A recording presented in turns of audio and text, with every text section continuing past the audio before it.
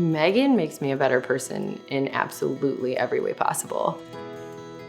It would be impossible to talk about my own legacy without having her at the center of it, because so much of my interests, my hobbies, my worldview, my personality is shaped by just looking up to her. Like, I've joked around a lot. I've been taller than her since she was 5, but I've looked up to her my entire life.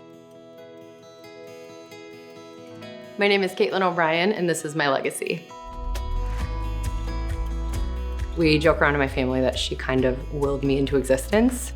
For every birthday, every tooth fairy wish, every wishbone, she would wish for a little sister.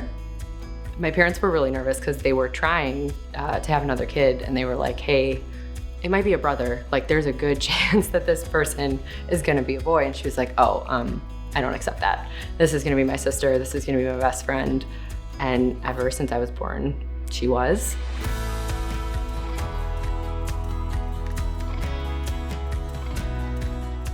Childhood with Megan was the most fun. We had separate bedrooms our whole lives, but we always slept in the same room, like telling stories late into the night, and our parents were just like, whatever, we don't care, just get up for school in the morning. My sister and I joke a lot that we were put here so that we would make each other normal. Before I was born, my sister was I think psychologists would say she was showing tendencies of OCD. So she would not only just put her Barbies back in a box, put her toys away, she would put Barbie's hair back, in that plastic wrap. So crayons were alphabetized, Barbie was alphabetized, everything went back the way it was supposed to. And then I came along. My favorite game when I was younger was a game I liked to call Mess, which was just go into a room and destroy everything you see in your path. We even each other out.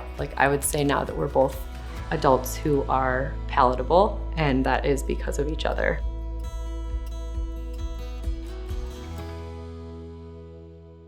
My sister and I share absolutely everything. So right now she has my Costco membership card in her wallet.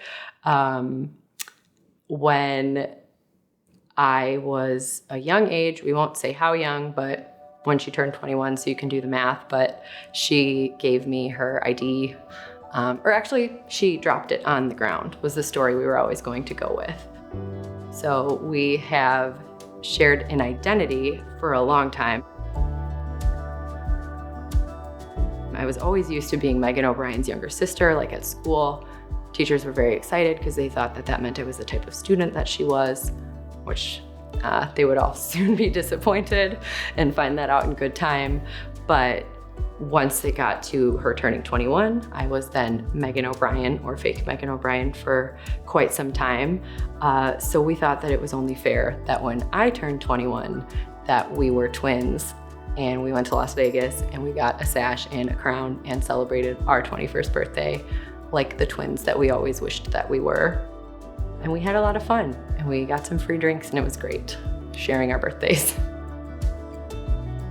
I think there are sisters, and then there's whatever codependent situation we've got going. We text each other probably 50 times a day. I don't know the last time that I've gone without talking to her in a few hours even. Even when one of us is on a trip or abroad or at work, we're just constantly talking to each other. I think our bond, with our boyfriends or husbands, right from the beginning, they knew they are best friends. Early on, when my sister and her now husband were house hunting, he was like, oh, and Kaitlin can live in this room. He didn't even ask, are you guys gonna continue living with each other? Because like I said, we never spent a night apart. So when I graduated from undergrad and moved back to Chicago, it was just right back to us living together. It wasn't even a question. Of course we were going to. And when I started dating my now husband, we ended up moving into the house that they bought. Well, when Megan told me her and Ryan were pregnant, we were on our way to Milwaukee to go see Bonnie Bear.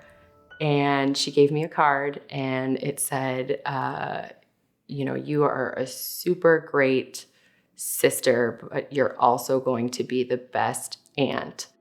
And it was one of those moments where like time stood still. I don't know, things were spinning. I was just like, could not comprehend English. I was so excited. I started like squeal crying. I don't really know what happened, but it turned that weekend into the best weekend ever. I was so excited for them. When Jack was born, it just was, there is no other way to describe it other than magic. Waiting in that waiting room, it was such anticipation. I was nervous, I was whatever. And then finally seeing Jack for the first time was one of the best moments of my life. And, you know, I love my sister obviously more than anything. And seeing her become a parent and the type of parent that she is has been one of the coolest experiences of my life.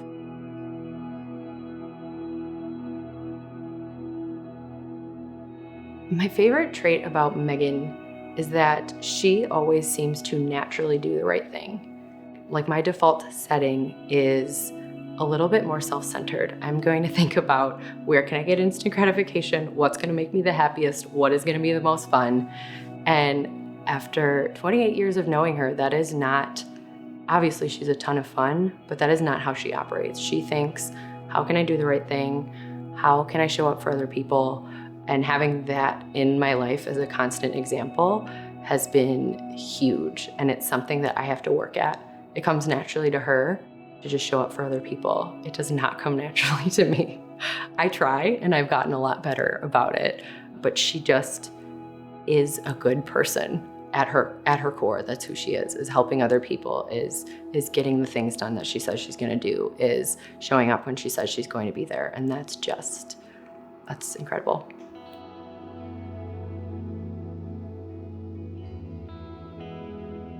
I remember telling Megan, like, hey, like, I really need to get sober. I can't do this anymore. You probably know this, you might not, but like, here's what's been going on.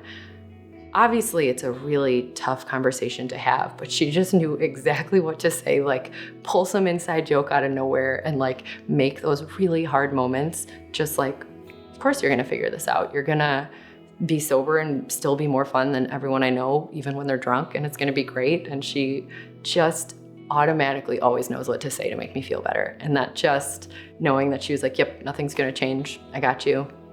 You'll figure it out. Let's call who you need to call and let's get it done. And that was awesome. That was just such a moment that I look back and was definitely pivotal in my life. And it isn't even something that, given it's a tougher subject matter, but it's really not, because it's nothing but good memories associated with that she was just like, yeah, we'll fix it. We got this. As I got sober and started going to, sober groups and meetings and things like that, you do a lot of work on yourself. And I realized months later, who I am as a sober person, or who I'm trying to be, is who Megan is naturally. She does not have to work for it. It's just how, like I said, she shows up. She is loving and isn't thinking from the center, and she just is there for people. And if she says it's gonna happen, it happens. And I realized, like, I'm just trying to be who she is. My own person too, but just the parts of her that are incredible are exactly what I'm trying to emulate.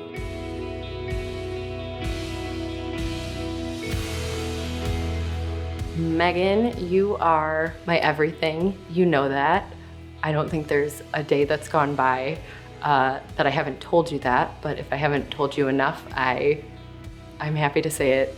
But you gave me everything. You've been my best friend since the minute I was born. I have good taste in music because of you. I love the things that I love because of you. I have my nephew. I have someone to laugh with, someone to cry with. I have built-in best friend. I have a love for civic duty and NPR because you loved it before it was cool. I have a love of travel. I have everything good in my life is either because of you or made so much better because of you. And you are one of the greatest blessings of my life, and you know that. And I kind of hope this video makes you cry because of the two of us. We all know I'm the crier here, but Even just thinking about doing this interview, I was crying because I love you so much. And I will never get tired of saying that. And you are my best friend, and I'll call you in 5 minutes. My name is Kaitlin O'Brien, and that's our legacy.